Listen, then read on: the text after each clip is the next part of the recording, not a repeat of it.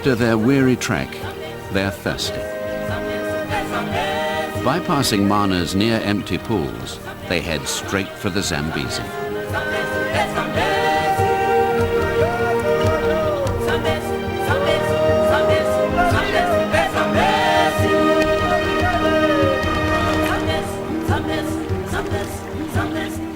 In Mana, there is always water to drink for those able to commute to the river.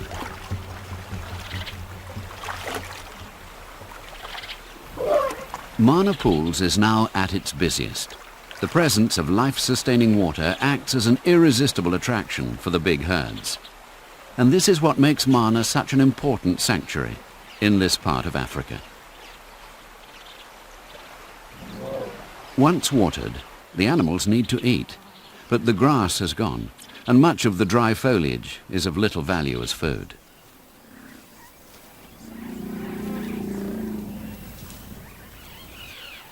During this critical period, the white acacias come to the rescue of the hungry herds.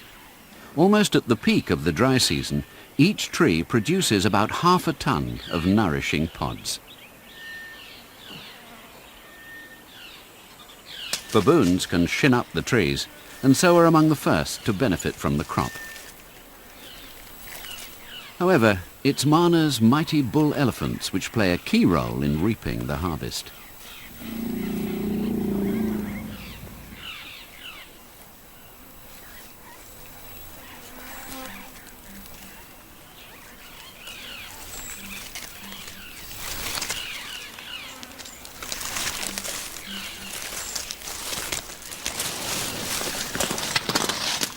With their long reach, the biggest ones can rip whole branches off the trees.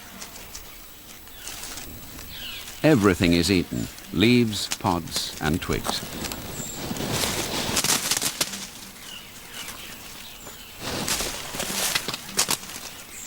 These animals create a browse line higher than a two-story house.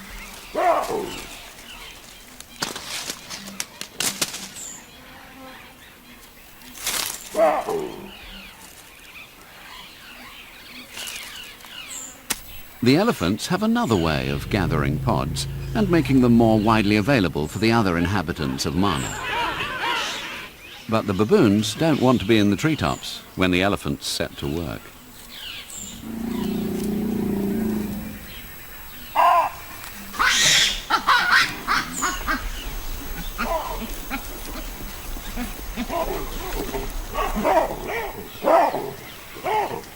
With 5 tons behind it, a bull elephant can shake down a shower of pods from the most inaccessible parts of the canopy.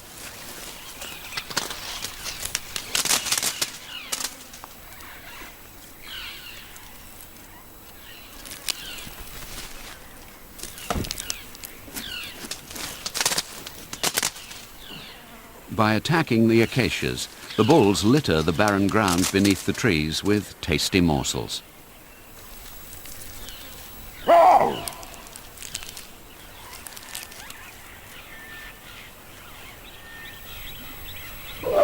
The fallen pods attract the females and their calves, who are unable to reach even the lowest branches in the acacia woodland.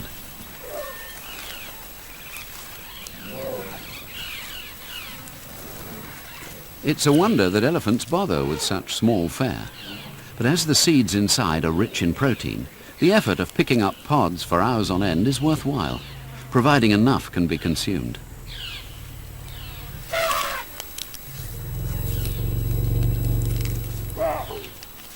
The elephants can't possibly collect every one, so other creatures profit from their enterprise.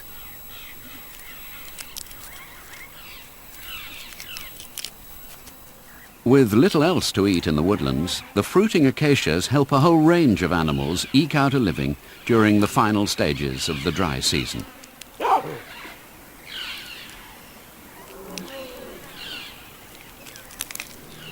Eland have also migrated into Mana to feed on the pods.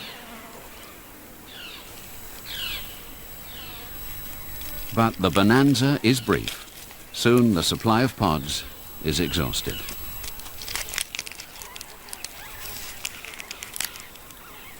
Some of the seeds are even recycled.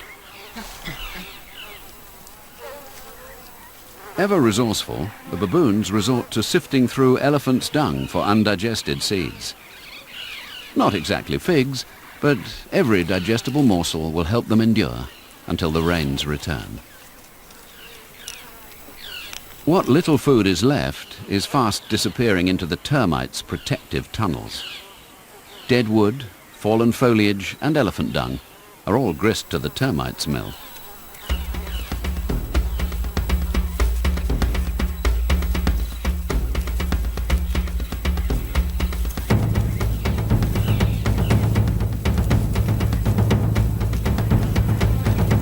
In Mana, termites consume as much vegetation as all the other animals put together.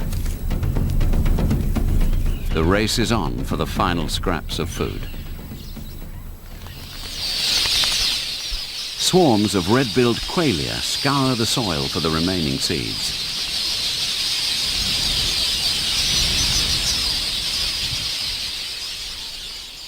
By November, Mana's cupboard is virtually bare.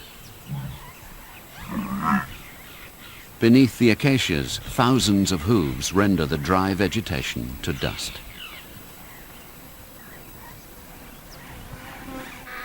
Death is in the air. Vultures benefit from the ultimate misfortune of others. The old bull hippo has lost his fight for life. Hyenas have already ripped through the tough hide, enabling the scrum of vultures to get to work.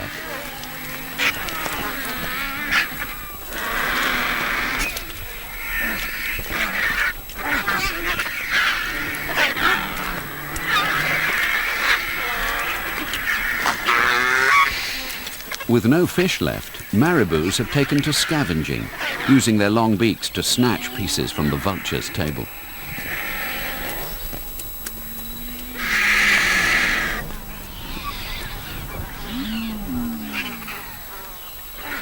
One of the hyenas returns for another bite to eat. These animals also do well when others are dying.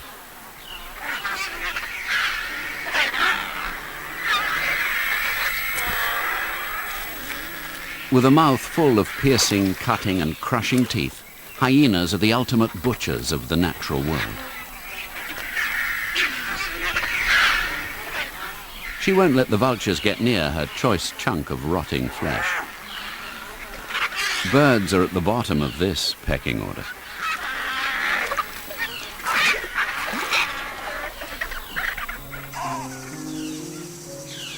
After nearly 8 months without rain, the temperature is an oppressive 45 degrees, and Mana is swathed in a sultry blue haze. To save energy, the animals are lethargic and take refuge in the shade. Far inland, there's still some fodder, but the daily journey back to drink would be beyond the animals' endurance. Faced with the dilemma between eating or drinking, access to the Zambezi wins the day.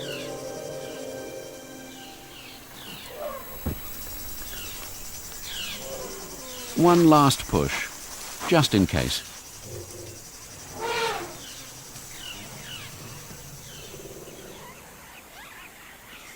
This parched basin was the abode of catfish. Hippos once wallowed here. But eventually, the suffocating heat brings salvation. Powered by the tropical sun, vigorous thermals carry the humid air aloft. A bracing wind heralds the approaching storms. At the end of November, the 4-month wet season is about to begin.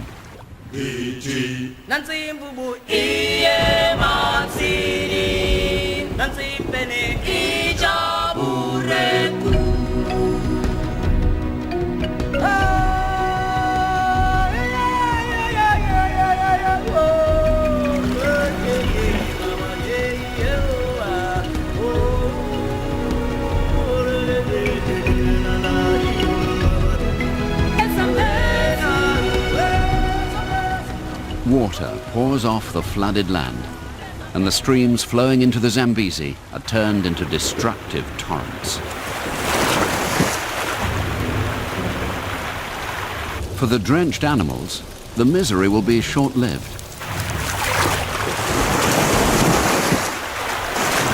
For them, the rain will bring back the good life.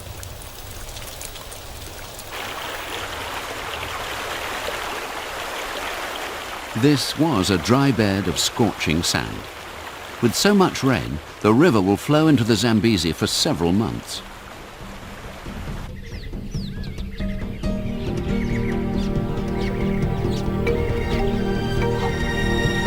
Soon after the initial soaking, Mana's pools fill to the brim, and the woodland is once again flushed green.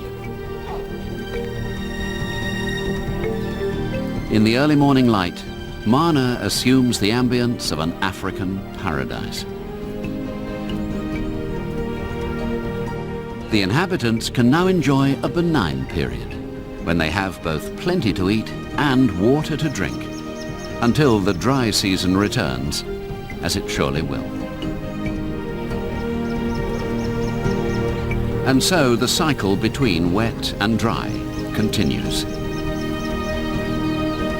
Each year, the passage of seasons with the alternation between feast and famine tests a new generation of animals which live in this little-known corner of Africa, in Mana pools, on the southern bank of the Zambezi.